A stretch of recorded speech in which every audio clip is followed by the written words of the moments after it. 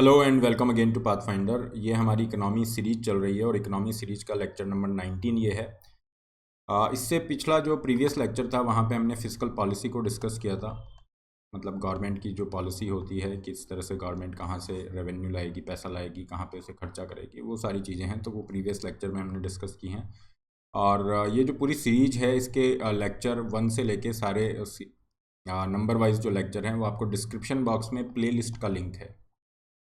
Description box में एक playlist का लिंक दिया हुआ है। जब आप उस पर क्लिक करेंगे so you will get all the lectures, है ना, जितने भी। जैसे ये 19th लेक्चर है तो इससे पहले के जो 18 लेक्चर है वो आपको इस पूरे सीरीज के मिल जाएंगे।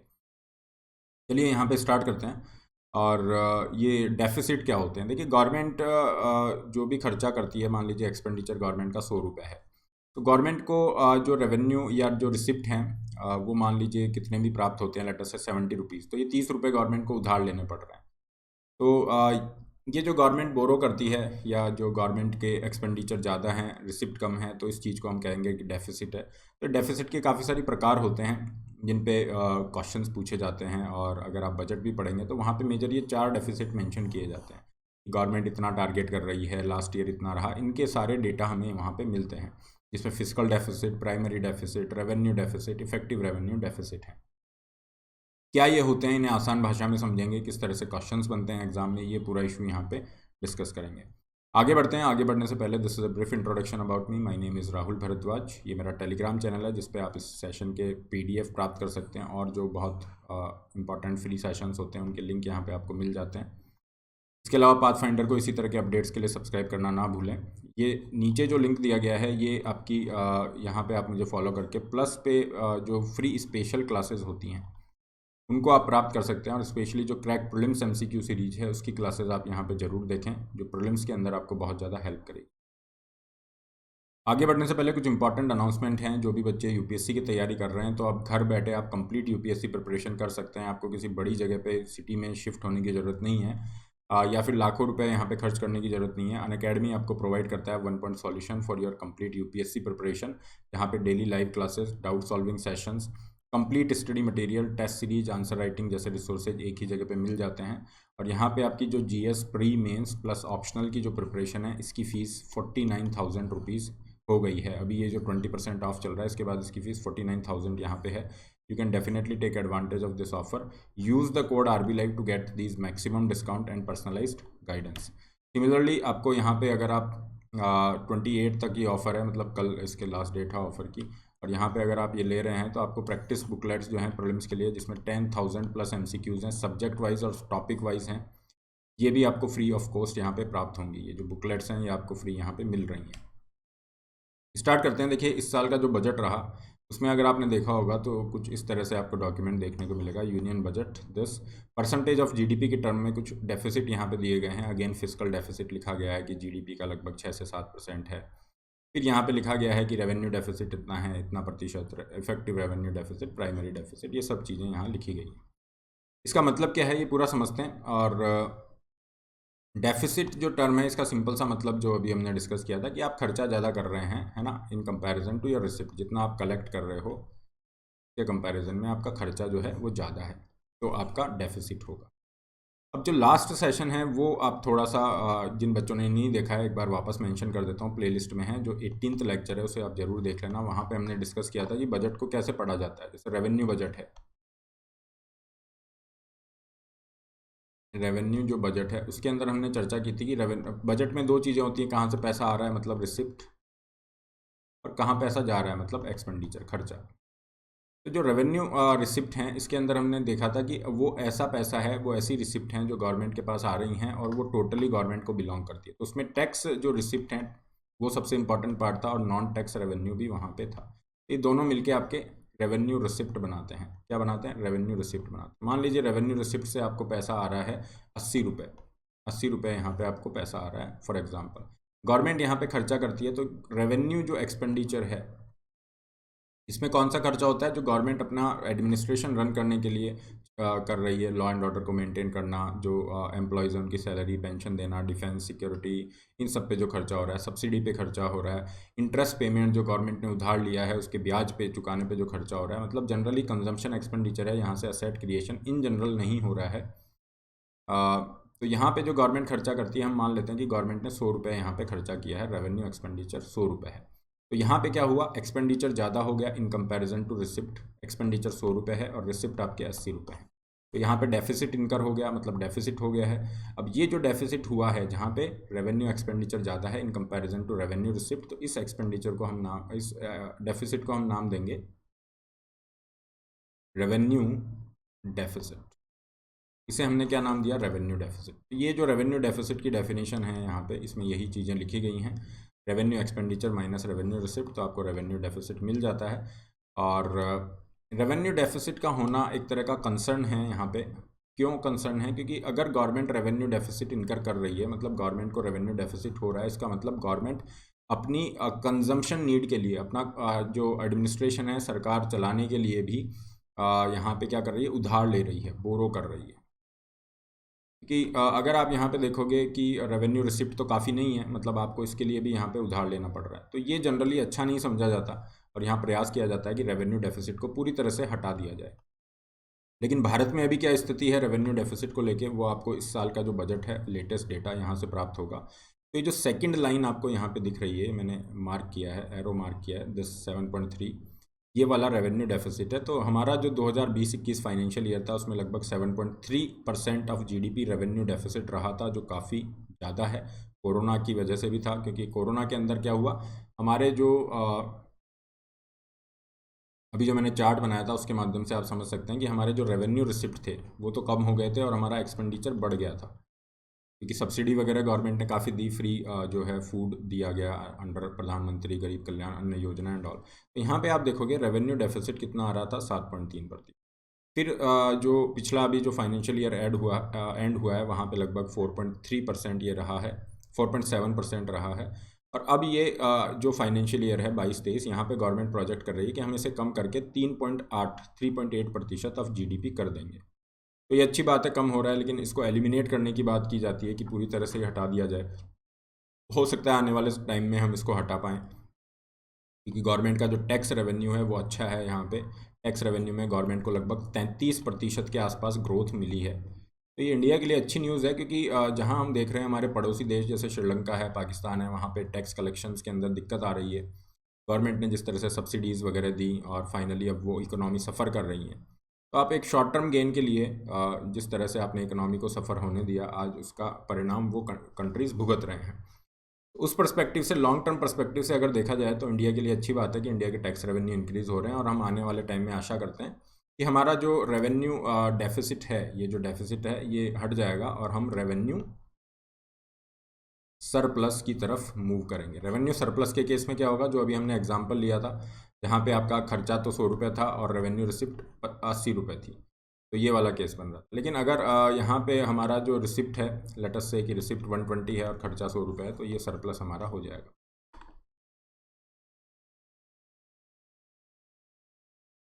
ये हुआ रेवेन्यू डेफिसिट। अब इसी रेवेन्यू डेफिसिट में क्या होता है, गवर्नमेंट क्या करती है, काफ़ी सारा जो पैसा दे रही है, जो रेवेन्यू एक्सपेंडिचर हमने देखा था, रेवेन्यू बजट के दो पार्ट थे।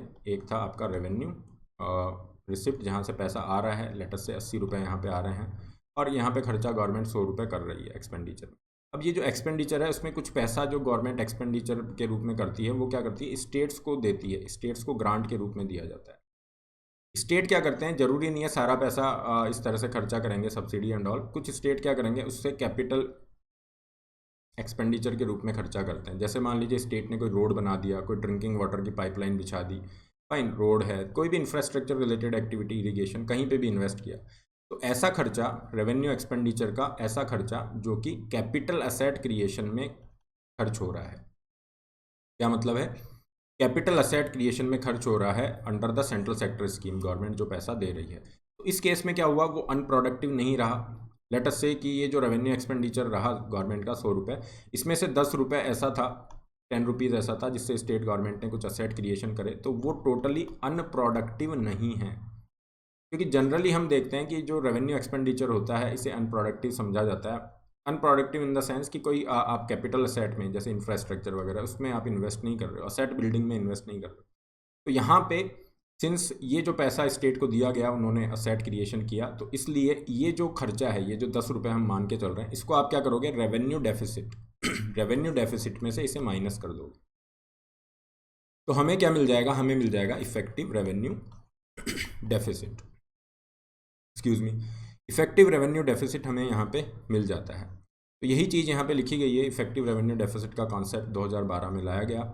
Effective revenue deficit exclude those revenue expenditure जो कि कैपिटल असेट क्रिएट करने में खर्चा जिनका किया गया है।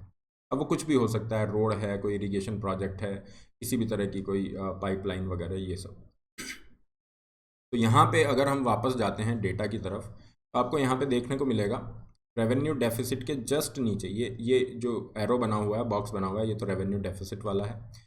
रेवेन्यू डेफिसिट के जस्ट नीचे जो है ये हमें मिल रहा है effective revenue deficit. Effective revenue deficit, ये वाला जो मैंने एरो लगाया, हमेशा क्या होगा, कम होगा। इफेक्टिव रेवेन्यू डेफिसिट हमेशा कम होगा। क्यों होगा? क्योंकि रेवेन्यू जो डेफिसिट है उसमें से आपने कुछ माइनस किया है। क्या माइनस किया है? वो एक्सपेंडिचर जो कैपिटल असेट्स क्रिएट करने में हो रहा है।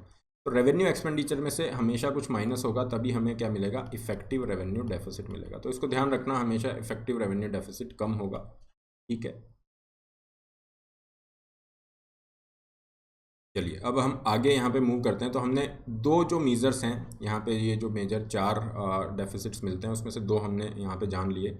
एक तो है रेवेन्यू डेफिसिट, एक है इफेक्टिव रेवेन्यू डेफिसिट। अब हम आगे आते हैं, ये है फिस्कल डेफिसिट। देखिए फिस्कल डेफिसिट बड़ा ही आसान है। फिस्कल डेफिसिट को सिंपल भाषा में अगर कहा जाए, this is the total borrowing requirement of the government.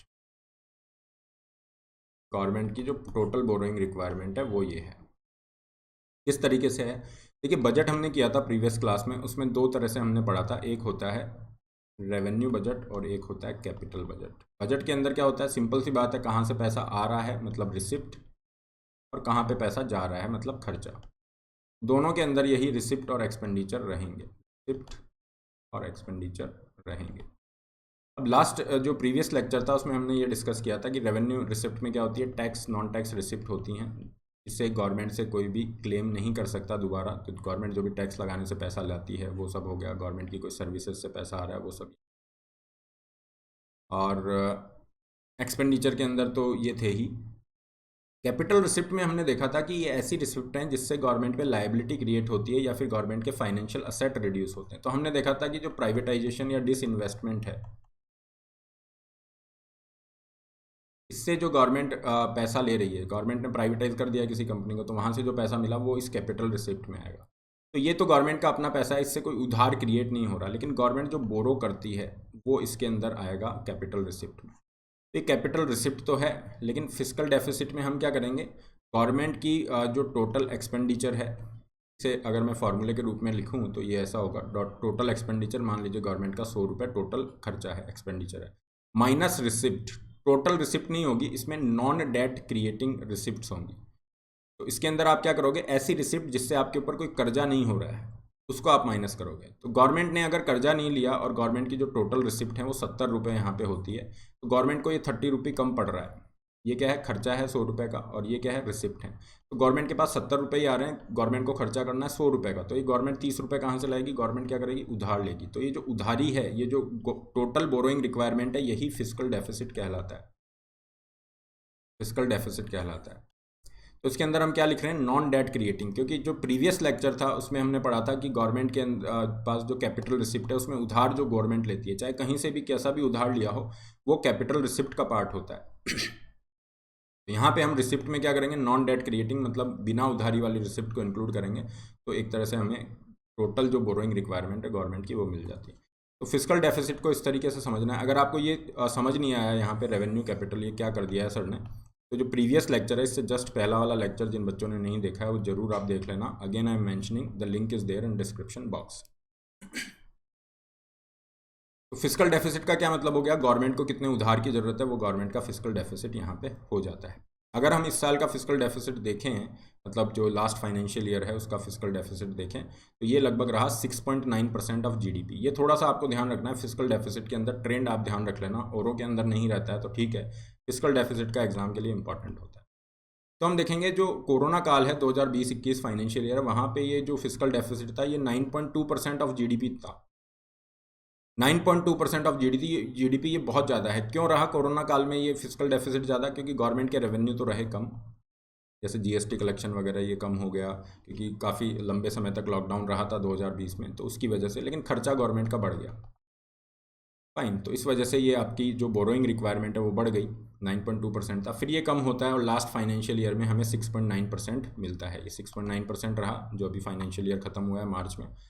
इस साल के लिए ये जो प्रेजेंट फाइनेंशियल ईयर है, इस पूरे साल में गवर्नमेंट मान के चल रही है कि 6.4% तक हमारा फिस्कल डेफिसिट होगा, मतलब गवर्नमेंट 6.4% ऑफ इंडियाज जीडीपी इतना पैसा उधार लेगी, बोरो करेगी। कम हो रहा है, फाइन, लेकिन अभी भी ये बहुत ज़्यादा है, but still it is fine. क्यों फाइन है? देखिए, गवर्नमेंट अगर उधार लेती है, बोरो करती है, इसे हम कह रहे हैं फिस्कल डेफिसिट। फिस्कल डेफिसिट थोड़ा कंसर्न वाला इशू है। अब फिस्कल डेफिसिट अगर आपका बहुत ज़्यादा हो जाएगा तो फिर दिक्कत होगी आपकी, हमारी जो इकोनॉमी है उसकी क्रेडिट रेटिंग कम हो जाएगी, गवर्नमेंट को बोरो करने में दिक्कत होगा, जैसे श्रीलंका के केस में हो रहा है, यू हैव दैट, पाकिस्तान के केस में हो रहा है। तो यहाँ पे गवर्नमेंट इसको बिल्कुल बैलेंस करके चलती है कि कितना फिस्कल डेफिसिट रखना है, नहीं रखना। अब कल हमने जो मतलब जो प्रीवियस लेक्चर था उसमें हमने फिस्कल पॉलिसी पढ़ी थी, जिसमें था काउंटर साइक्लिकल फिस्कल पॉलिसी। तो कई बार क्या होता है, जैसे अभी कोरोना काल चला, कोविड-19 पेंडेमिक रही, यहाँ पे आपके डिमांड कम रही है ना, प्रोडक्शन कंपनियों का बंद हो गया, उसकी वजह से अगर हम बात करें लॉकडाउन वगैरह से प्रोडक्शन बंद हुआ, लोगों के पास जॉब्स कम हो गए, जॉब कम हुई तो उनकी इनकम लेवल्स डाउन हो गए और वो स्पेंड करना उन्होंने कम कर दिया, स्पेंडिंग कम हो गई। स्पेंडिंग कम करेंगे तो डिमांड कम हो जाएगी चीज़ों की, फिर ये विशियस साइकिल स्टार्ट होगा। तो कई बार गवर्नमेंट क्या करती है, इकोनॉमी को रिवाइव करने के लिए, मतलब लार्जर पर्सपेक्टिव में कुछ बेहतर करने के लिए, इकोनॉमिक ग्रोथ को वापस से रिबूट करने के लिए, यहाँ पे गवर्नमेंट क्या करेगी, यहाँ पे ये स्पेंडिंग अपनी तरफ से कर देगी, क्योंकि प्राइवेट सेक्टर के पास पैसा नहीं है ना, इंडिविजुअल्स जो हैं वो ऑलरेडी सफ़र कर रहे हैं, उनके इनकम लेवल नीचे जा चुके हैं, तो गवर्नमेंट यहाँ पे स्पेंडिंग करती है। आपने देखा होगा, आत्मनिर्भर भारत अभियान का नाम सुना होगा, जिसमें गवर्नमेंट ने 20 लाख करोड़ का ये पैकेज दिया। गवर्नमेंट यहाँ काफ़ी सारा खर्चा करेगी, जिससे डिमांड बूस्ट होगी, डिमांड बूस्ट होगी तो प्रोडक्शन भी स्टार्ट होगा, प्रोडक्शन स्टार्ट होगा तो जॉब्स क्रिएट होंगे, जॉब्स क्रिएट होंगे, लोगों के पास पैसा आएगा और फिर वो स्पेंड करेंगे तो वापस से डिमांड बूस्ट होगी, तो ये वर्चुअस साइकिल स्टार्ट हो जाता है, विशियस साइकिल। तो यहाँ पे गवर्नमेंट अगर खर्चा करती है, अब इतना सारा खर्चा कर रही है गवर्नमेंट, तो कहाँ से करेगी? गवर्नमेंट को बोरो करना पड़ेगा, उधार लेना पड़ेगा। तो इस केस में यहाँ पे कहा जाता है कि ठीक है, अगर आप उधार ले रहे हो, इस तरीके से अगर खर्चा कर रहे हो, जैसे इंफ्रास्ट्रक्चर पे गवर्नमेंट करती है खर्चा, इंफ्रास्ट्रक्चर गवर्नमेंट क्या करेगी, मान लीजिए कोई बड़ा रोड प्रोजेक्ट इस तरह से अनाउंस किया, तो उसके लिए आपको सीमेंट चाहिए, उसके लिए आपको स्टील चाहिए, उसके लिए आपको बहुत सारी लेबर चाहिए, काफ़ी सारी सर्विसेज चाहिए, तो उन सब का प्रोडक्शन इंक्रीज होना स्टार्ट होगा और फिर जॉब क्रिएट होंगे, ये पूरा एक पॉजिटिव साइकिल यहाँ पे स्टार्ट हो जाएगा। तो इस केस में कहा जाता है कि फिस्कल डेफिसिट अगर गवर्नमेंट बोरो कर रही है, मतलब फिस्कल डेफिसिट हो रहा है, लेकिन गवर्नमेंट उस बोरोइंग को कहाँ पे खर्चा कर रही है, इकोनॉमी की प्रोडक्टिव कैपेसिटी को इंक्रीज करने के लिए, इंफ्रास्ट्रक्चर बनाने के लिए, तो फिर ठीक है। लेकिन अगर गवर्नमेंट बहुत ज़्यादा यहाँ पे फिस्कल डेफिसिट इनकर करती है, मतलब गवर्नमेंट बहुत ज़्यादा बोरो कर लेती है, तो उससे क्राउडिंग आउट इफेक्ट होता है। ये क्राउडिंग आउट का क्या मतलब होता है, ये भी पूछा जाता है। क्राउडिंग आउट का सिंपल सा मतलब है, मार्केट में पैसा सीमित है, मान लीजिए 100 रुपये हैं, गवर्नमेंट जनरली 30 रुपये उधार लेती है, बचा हुआ 70 रुपये प्राइवेट प्लेयर्स के लिए, लेकिन गवर्नमेंट ने यहाँ पे 50 रुपये उधार ले लिए, तो मार्केट के अंदर जो प्राइवेट कंपनीज या कॉर्पोरेट हैं, उनके पास अब 50 रुपये ही है मार्केट में, वही उधार ले सकते हैं। तो इससे क्या होगा, इंटरेस्ट रेट बढ़ जाएगी, क्या बढ़ जाएंगी, ब्याज दरें बढ़ जाएंगी, इंटरेस्ट रेट ज़्यादा हो जाएगी। इंटरेस्ट रेट ज़्यादा हो जाएगी तो बिजनेस के लिए जो कॉस्ट ऑफ कैपिटल है, कॉस्ट ऑफ कैपिटल जो होता है वो बढ़ जाएगा, उनके लिए चीज़ें महंगी हो जाएंगी, इन्वेस्टमेंट वो नहीं कर पाएंगे, तो ये बड़ा एक नेगेटिव इम्पैक्ट होता है।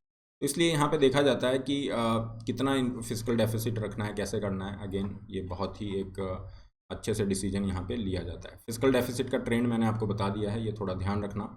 और ये जो जहाँ तक ट्रेंड की बात है, ये ऊपर नीचे होते रहते हैं। एक बार यूपीएससी ने पूछा हुआ है क्वेश्चन, इन पे बहुत कॉमन क्वेश्चन्स बनते हैं, चाहे आपके यूपीएससी एग्जाम हो, स्टेट पीसीएस हो, एक बार आप कॉन्सेप्ट समझ लेंगे बहुत ईजी हो जाएगा। अब इसमें हमेशा तो ऐसा नहीं होगा कि फिस्कल डेफिसिट बढ़ ही रहा है या घट ही रहा है, कभी बोरोइंग रिक्वायरमेंट ज़्यादा हो गई तो ज़्यादा हो गया, कभी कम तो कभी कम, इस तरह से थोड़ा फ्लक्चुएशन चलता है। ये हुआ फिस्कल डेफिसिट। फिस्कल डेफिसिट में हमने देखा कि गवर्नमेंट की बोरोइंग रिक्वायरमेंट कितनी है। इसमें एक और टर्म आती है नेट और ग्रॉस। तो नेट के अंदर क्या होगा, देखिए ग्रॉस तो मतलब नॉर्मल जो फिस्कल डेफिसिट अभी हमने डिस्कस किया है वही है। नेट फिस्कल डेफिसिट में क्या होगा, जो भी आपका फिस्कल डेफिसिट है, मतलब जो ग्रॉस फिस्कल डेफिसिट है, उसमें से आपने स्टेट्स को जो लोन या ग्रांट्स दी हैं, उसको आप घटा दीजिए तो आपको मिल जाएगा नेट फिस्कल डेफिसिट। थोड़ा सा ध्यान रख लेना।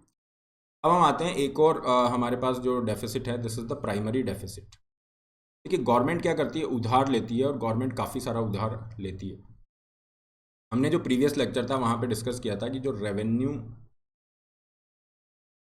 एक्सपेंडिचर होता है उसमें सबसे ज़्यादा जो खर्चा, रेवेन्यू एक्सपेंडिचर मतलब गवर्नमेंट अपना जो लॉ एंड ऑर्डर मेंटेन करना, डिफेंस के लिए, सिक्योरिटी के लिए, जो भी अपने एम्प्लॉयज़ हैं उनको पेंशन दे रही है, ठीक है ना, सैलरी दे रही है, सब्सिडीज़ हैं, ये सारा खर्चा है इसमें रेवेन्यू एक्सपेंडिचर। तो रेवेन्यू एक्सपेंडिचर में सबसे मैक्सिमम कंट्रीब्यूशन किसका होता है, ये होता है इंटरेस्ट पेमेंट्स का। मतलब गवर्नमेंट ने जो उधार लिया है उसके जो ब्याज गवर्नमेंट देती है वो सबसे ज़्यादा यहाँ पे कंट्रीब्यूशन करता है। तो हम क्या करते हैं, जो फिस्कल डेफिसिट हमारे पास आया है, मतलब गवर्नमेंट की total borrowing requirement let's say 30 rupees हमारे पास आ रही है, इसमें से हम क्या करेंगे, ये इंटरेस्ट पेमेंट घटा देते हैं, net interest payment. Interest payment net क्यों लिखा, नेट मतलब गवर्नमेंट कितना दे रही है। गवर्नमेंट ने अगर कहीं लोन दे रखा है तो थोड़ा सा गवर्नमेंट को ब्याज आ भी रहा है। मान लीजिए गवर्नमेंट यहाँ पे लेटस से कि गवर्नमेंट 10 रुपये का यहाँ पे क्या करती है, 12 रुपये यहाँ पे इंटरेस्ट पेमेंट के रूप में दे रही है, लेकिन 2 रुपये गवर्नमेंट को ब्याज के रूप में मिल भी जा रहे हैं, क्योंकि गवर्नमेंट ने भी कई कई जगह पे लोन दे रखा है, वहाँ से जो इंटरेस्ट की इनकम है, इसलिए यहाँ पे नेट वर्ड लिखा गया है। तो हम मानते हैं कि नेट इंटरेस्ट पेमेंट 10 रुपये यहाँ पे है, तो हम क्या करेंगे, इसको 10 रुपये को घटा देंगे। तो हमेशा क्या होगा, ये जो प्राइमरी डेफिसिट सबसे नीचे वाला जो है, प्राइमरी डेफिसिट किससे कम होगा, फिस्कल डेफिसिट से हमेशा कम होगा। क्यों होगा, क्योंकि कुछ ना कुछ आपको घटाना है। क्या घटाना है, जो इंटरेस्ट पेमेंट, जो सरकार ब्याज के अंदर जो जितना पैसा दे रही है उसको घटाना है, तो ये हमें प्राइमरी डेफिसिट मिल जाता है। क्यों ज़रूरत पड़ी प्राइमरी डेफिसिट निकालने की, प्राइमरी डेफिसिट के से हमें क्या पता चल रहा है, जो प्रेजेंट सिचुएशन है, प्रेजेंट के अंदर आज की तारीख में जो सिचुएशन है, जो लायबिलिटीज़ हैं, उसका हमें अंदाज़ा लग रहा है। क्योंकि फिस्कल डेफिसिट के अंदर तो पुरानी जो लायबिलिटी है, पुराना उधार ले रखा है, उस पर आप इंटरेस्ट दे रहे हो, वो भी पता चल गया। तो इसलिए हमें जो है थोड़ा सा प्रेजेंट जो इम्बैलेंसेज हैं उसका पता चलता रहे, इसलिए ये प्राइमरी डेफिसिट का कॉन्सेप्ट ऐड किया गया 93-94 वाले बजट में। ये सिंपल सा इसका फॉर्मूला है। ये लेटेस्ट जो बजट है, यहाँ से आपको ट्रेंड पता चल जाएगा 5% 4। अब ये रटने की ज़रूरत नहीं है, ये 5% है या ये फिस्कल डेफिसिट में थोड़ा सा आप ध्यान रखें ज़रूर। और बाकी ये ध्यान रखें कि हमेशा जो फिस्कल डेफिसिट है ये ज़्यादा होगा किससे, प्राइमरी डेफिसिट से, और रेवेन्यू डेफिसिट ज़्यादा होगा इफेक्टिव रेवेन्यू डेफिसिट से। तो 4 मेजर डेफिसिट हमने डिस्कस किए हैं। जब भी बजट आता है इस तरह का ये डेफिसिट पे मिलता है चीज़, और ये डेली बेसिस पे न्यूज़पेपर भी आप पढ़ते हो तो वहाँ पे ये चर्चा होती है फिस्कल डेफिसिट और ये सब चीज़ें। तो अब आई होप आपको ये टर्म समझ में आ जाएंगी। अब यहाँ पे हम आगे बढ़ते हैं। गवर्नमेंट ने जो डेफिसिट इनकर किया है, फाइन, तो वहाँ पे गवर्नमेंट पैसा भी लेगी, उस डेफिसिट की फाइनेंसिंग करेगी। तो वो गवर्नमेंट मान लीजिए जैसे फिस्कल डेफिसिट गवर्नमेंट का 30 रुपीज़ है, तो ये 30 रुपये कहाँ से गवर्नमेंट लाएगी, कैसे लाएगी, वो जो पूरा प्रोसेस है वो आता है डेफिसिट फाइनेंसिंग, इसे कहते हैं। डेफिसिट फाइनेंसिंग मतलब फाइनेंसिंग द डेफिसिट जो गवर्नमेंट का हुआ है, मतलब गवर्नमेंट का खर्चा ज़्यादा हो गया है, तो वो जो ज़्यादा खर्चा है और रिसिप्ट आपकी कम है, तो वो जो पैसा आपको उधार लेना है वो कहाँ से आप लोगे, कैसे उधार लोगे, तो उस डेफिसिट को फाइनेंस करने का ये जो पूरा प्रोसेस है इसे हम डेफिसिट फाइनेंसिंग नाम देते हैं। बेसिकली 3 तरीके से डेफिसिट फाइनेंसिंग होती है। एक तो होगा कि गवर्नमेंट जो है इंटरनल, मतलब विद इन इंडिया, इंडिया के अंदर ही उधार ले, चाहे आरबीआई से वो ले सकती है, चाहे कोई भी जो बैंक्स हैं वगैरह कहीं से भी मार्केट से उधार ले सकती है। बॉन्ड इशू करती है गवर्नमेंट। बॉन्ड का क्या मतलब होता है, बॉन्ड का मतलब होता है एक तरह का बोरोइंग इंस्ट्रूमेंट। क्या होता है, बोरोइंग इंस्ट्रूमेंट। जैसे मान लीजिए गवर्नमेंट ने बॉन्ड इशू किया, यहाँ पे 100 रुपये का बॉन्ड इशू किया, तो गवर्नमेंट ने ये बॉन्ड, जो बॉन्ड इसको खरीदेगा वो 100 रुपये गवर्नमेंट को यहाँ पे मिल जाएंगे और बॉन्ड उस व्यक्ति के पास आ जाएगा। बॉन्ड पे आपको इंटरेस्ट रेट मिल जाती हैं, ठीक है, या फेस वैल्यू पे डिस्काउंट भी कई बार ऑफर होते हैं, जैसे ट्रेजरी बिल के केस में। तो अभी के लिए इतना ध्यान रखिए, ट्रेजरी बिल और ये सारी चीज़ें डिटेल में हम करेंगे, बॉन्ड्स वगैरह एक पूरा डेडिकेटेड चैप्टर आपका आएगा मनी मार्केट, कैपिटल मार्केट जब हम करेंगे वहाँ पे। अभी के लिए इतना समझिए कि गवर्नमेंट को अगर उधार लेना है तो गवर्नमेंट ये बॉन्ड इशू कर देती है, जो व्यक्ति बॉन्ड लेता है वो उतना ही पैसा गवर्नमेंट के पास आ जाता है। तो यहाँ पे गवर्नमेंट क्या करती है, इंटरनल सोर्स मतलब इंडिया के अंदर से ही अगर ये पैसा उगाएगी या ये पैसा अपना फाइनेंस करेगी, डेफिसिट को फाइनेंस करेगी, तो आरबीआई है, जनरल पब्लिक है, ट्रेजरी बिल्स हो गए, गवर्नमेंट बॉन्ड्स हो गए, इसके माध्यम से करती है। इंडिया के बाहर से अगर बोरो करेगी तो वो होगा एक्सटर्नल सोर्सेज से बोरोइंग, जिसमें international institution, world bank, IMF, यहाँ से कम ब्याज दरों पे मिल जाता है लोन, या कोई भी दूसरे कंट्री है वहाँ से हम लोन ले रहे हैं, मतलब इंडिया के बाहर से लोन लिया जा रहा है। एक थर्ड तरीका है जिसके अंदर जो है आरबीआई यहाँ पे फ्रेश करेंसी प्रिंट करेगा, deficit financing.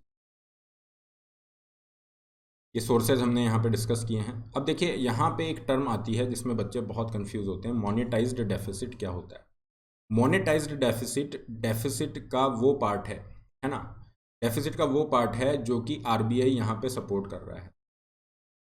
Monetary support RBI extend to the centre as a part of government borrowing programme. मान लीजिए गवर्नमेंट को 30 रुपये यहाँ पे चाहिए थे और यहाँ पे 10 रुपये आरबीआई की तरफ से यहाँ पे दिए जा रहे हैं, तो वो 10 रुपये मोनेटाइज डेफिसिट हो गया। तो ये क्लियर रखना, कई जगह पे कुछ जगह गलत है या बच्चे कंफ्यूज रहते हैं, तो इसको थोड़ा सा क्लैरिफाई कर लेना। Monetise deficit is the monetary support of the RBI, जो आरबीआई की तरफ से मॉनेटरी सपोर्ट यहाँ पे दिया जाता है वो है, it is the part of deficit financing which is supported by the RBI.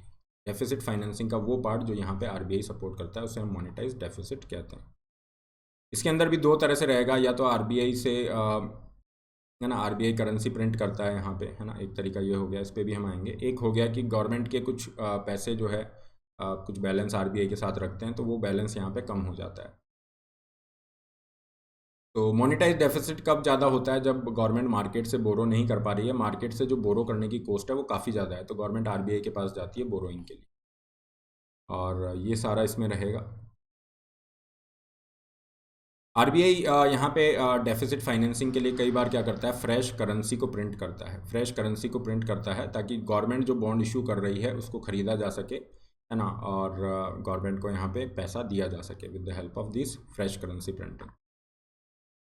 इसके अंदर पहले क्या होता था, ऑटोमेटिक ये पूरा प्रोसेस होता था। 1997 तक क्या होता था, गवर्नमेंट ने मान लीजिए 30 रुपये गवर्नमेंट का फिजिकल डेफिसिट है, गवर्नमेंट को 30 रुपये की ज़रूरत है, तो गवर्नमेंट ने मार्केट से 20 रुपये उगा लिए, बचे हुए 10 रुपये हैं, तो यहाँ पे ऑटोमेटिकली आरबीआई यहाँ पे अपनी तरफ से ये इतनी करेंसी प्रिंट करता था और उतने के बॉन्ड खरीद लेता था। ये पूरा प्रोसेस ऑटोमेटिक होता था। लेकिन 1997 के बाद में इसमें थोड़ा सा रेगुलेशन ला दिया गया, एक प्रोसेस, एक मैकेनिज्म ऐड कर दिया गया, है ना, इसको थोड़ा सा स्टैंडर्डाइज कर दिया गया। ये कहा गया कि अब ये ऑटोमेटिक ऐसा नहीं रहेगा, थोड़ा सा रेगुलेशन इसमें करते हैं ताकि गवर्नमेंट को थोड़ा ध्यान रहे कि अपनी जो उधार है, अपनी बोरोइंग है, उसको कंट्रोल में रखना है। तो यहाँ पे ये जो एक प्रोसेस मैकेनिज्म ऐड की गई, इसे हम जानते हैं ways and means advances. Ways and means advances करके ये एक मैकेनिज्म ऐड कर दिया, और यहाँ पे क्या होगा, अब गवर्नमेंट को अगर उधार लेना है तो गवर्नमेंट इसी मैकेनिज्म के थ्रू आरबीआई से पैसा ले सकती है। फाइन, ये एक तरह से क्या है, शॉर्ट टर्म लोन है। यहाँ पे क्या हो गया, अब आपको 90 डेज़ की लिमिट हो गई, 90 दिन के अंदर वापस देना है समथिंग। अब यहाँ पे इसका उपयोग स्टेट गवर्नमेंट भी कर सकती हैं और सेंट्रल गवर्नमेंट भी करती है। फाइन, पहले ये पूरा प्रोसेस ऑटोमेटिक था, अब आपने ये WMA के थ्रू इसको कर दिया है। WMA वापस आएंगे जब हम इसको करेंगे, we have that money market, capital market वाले जो चैप्टर्स हैं उसमें हम आएंगे। अभी के लिए ऐसा समझिए, पहले क्या होता था, डेफिसिट की जो फाइनेंसिंग है ऑटोमेटिक होती थी, जितना कम पड़ रहा है उतने के आरबीआई बॉन्ड इशू करता और उतनी ही करेंसी प्रिंट करके गवर्नमेंट को प्रोवाइड कर देता था। लेकिन अब ऐसा नहीं होगा, अब अगर आपको पैसा लेना है तो ये WMA के थ्रू होगा। कैसे वर्क करेगा, देखिए यहाँ पे एक एग्रीमेंट साइन होगा आरबीआई के बीच में, और अगर गवर्नमेंट को, चाहे स्टेट गवर्नमेंट है या सेंट्रल गवर्नमेंट है, किसी को भी पैसे की ज़रूरत है शॉर्ट टर्म के लिए, तो वो आरबीआई से इस एग्रीमेंट के अंदर एंटर होंगे WMA वाले में। फिर यहाँ पे आरबीआई पैसा ट्रांसफ़र करेगा और ये पैसा जो है गवर्नमेंट को 90 दिनों के लिए दिया जाएगा। 90 दिन में आपको वापस करना है। इस पे जो इंटरेस्ट रेट चार्ज की जाएगी वो रेपो रेट आपको चार्ज की जाएगी, ठीक है। 90 दिनों के बाद ओवरड्राफ्ट इसको माना जाएगा। तो एक आपने रेगुलेशन कर दिया कि हाँ, आपको शॉर्ट टर्म के लिए 3 महीने के लिए पैसा मिल रहा है और आपको ये इस तरीके से वापस करना है। हालांकि यहाँ पे इनडायरेक्ट वेज इन्होंने फाइंड कर लिए, मतलब इसको रेगुलेशन को आप कह सकते हैं कि इसका प्रभाव कम देखा गया, क्योंकि गवर्नमेंट ने यहाँ पे आरबीआई ने क्या किया, मार्केट से इस तरह से बॉन्ड परचेज़ करना। क्योंकि देखिए होता क्या है, जो बॉन्ड है गवर्नमेंट के बिहाफ पे आरबीआई ही बॉन्ड की सेल करता है और आरबीआई उसको परचेज़ कर रहा है। फाइन, तो ये चीज़ें यहाँ पे रही जिसको FRBM एक्ट के द्वारा डिसकंटिन्यू किया गया। नेक्स्ट जो चैप्टर है हमारा FRBM एक्ट ही है। तो ये एक तरह से ऐसा मानिए, FRBM एक्ट एक ऐसा कानून है जिसको बनाया गया ताकि गवर्नमेंट जो है फिजिकल प्रूडेंस के साथ चल सके। क्योंकि सरकार क्या होती है, देखिए आपने अभी देखा होगा पाकिस्तान के अंदर इकोनॉमिक क्राइसिस चल रहा है, पाकिस्तान में इकोनॉमिक क्राइसिस चल रहा है, पाकिस्तान की इकोनॉमी की हालत बड़ी ख़राब है, वहाँ पे जो डेफिसिट है बहुत ज़्यादा हैं, गवर्नमेंट की जो उधारी है बहुत ज़्यादा है। गवर्नमेंट ने काफ़ी सारे, स्पेशली अगर हम इमरान खान गवर्नमेंट को बात करें, गवर्नमेंट ने काफ़ी सारी सब्सिडी दी फ्यूल पे, इलेक्ट्रिसिटी पे, कि ये फ्री, आपको सब फ्री ये देते हैं। काफ़ी सारी सब्सिडीज़ दी। उनके टैक्स के कलेक्शन इतने नहीं थे, रेवेन्यू काफ़ी कम था, इसलिए उनको डेफिसिट इनकर हो रहा था। आज कंडीशन बहुत बुरी हो गई है, महंगाई इतनी ज़्यादा हो गई है, पाकिस्तान की इकोनॉमी के फंडामेंटल्स इतने वीक हो गए। तो वो ठीक है, इलेक्शन के लिए पॉपुलिस्ट मीजर आपने लिया लोगों का सपोर्ट लेने के लिए, लेकिन अल्टीमेटली लॉन्ग टर्म में तो नुकसान हो रहा है ना। तो इसलिए गवर्नमेंट को अपने उसमें रखने के लिए, कंट्रोल में रखने के लिए, कि कितना आप उधार ले सकते हो, उधार को भी कंट्रोल में रखना है। इसके लिए एक कानून इंडिया में बनाया गया 2003 में। इस कानून का नाम है FRBM एक्ट। इसे हम डिटेल में नेक्स्ट चैप्टर में डिस्कस करेंगे, नेक्स्ट लेक्चर में। लेकिन अभी के लिए इतना ध्यान रखिए कि मोनेटाइज डेफिसिट का क्या मतलब होता है और कैसे इसको किया जाता है। अभी एक स्टैंडर्डाइज प्रोसेस WMA के थ्रू किया जा रहा है। तो दिस इज़ द थिंग। कुछ एक्सेप्शन भी दिए गए हैं गवर्नमेंट को कि अगर कोई इमरजेंसी सिचुएशन है, कैलामिटी है, वॉर है, एग्रीकल्चर सेक्टर कोलैप्स हो जाता है, तो वहाँ पे गवर्नमेंट को यहाँ पे थोड़ा सा रिलैक्सेशन है, वो बॉन्ड इशू करके एक्स्ट्रा पैसा ले सकती है। अब हम आगे आते हैं। गवर्नमेंट का जो भी कर्जा होता है उसके लिए हम वर्ड यूज़ करते हैं पब्लिक डेट। पब्लिक डेट, या फिर कई जगह पे इसको सॉवरन डेट, नेशनल डेट भी कहा जाता है। मतलब एक ही है।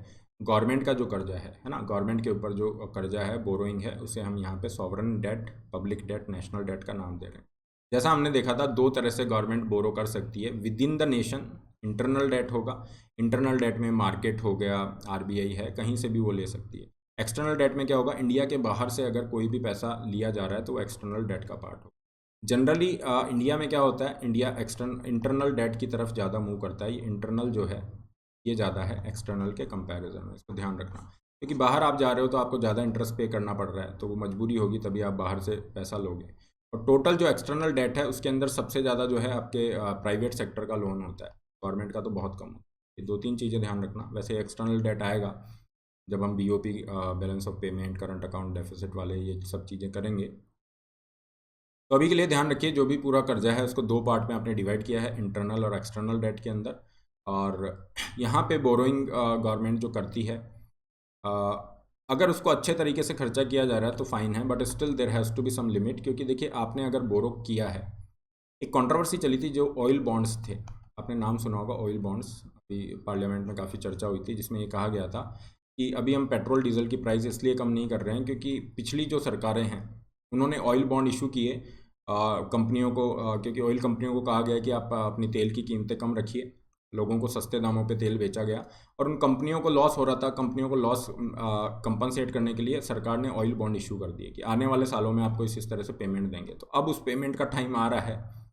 तो कहीं ना कहीं अगर गवर्नमेंट बोरो करती है, मतलब कुछ भी, अगर यहाँ पे गवर्नमेंट की बोरोइंग बढ़ रही है, किसी भी तरह से कोई भी सब्सिडी दी जा रही है, देखिए कुछ चीज़ें वेलफेयर के पर्सपेक्टिव से इंपॉर्टेंट होती हैं।